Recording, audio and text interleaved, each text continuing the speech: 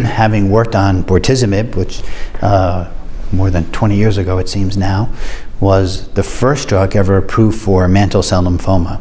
There have been gigantic leaps in our ability to refine treatment ideas and treatment recommendations for specific patients.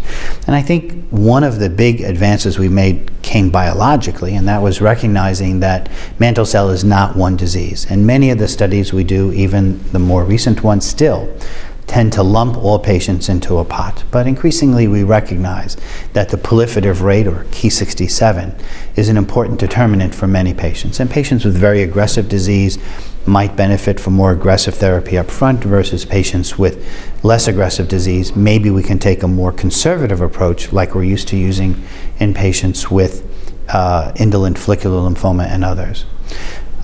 Unquestionably, over the years, the approval of proteasome inhibitors like bortezomib, the approval of lenalidomide, the approval of ibrutinib, and now, as you mentioned, the approval of acalabrutinib really broadened that portfolio of agents that we have to manage the disease.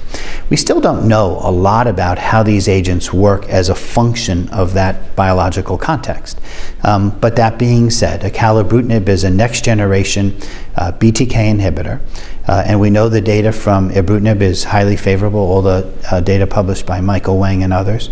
And acalabrutinib is actually felt to be a cleaner, more selective BTK inhibitor.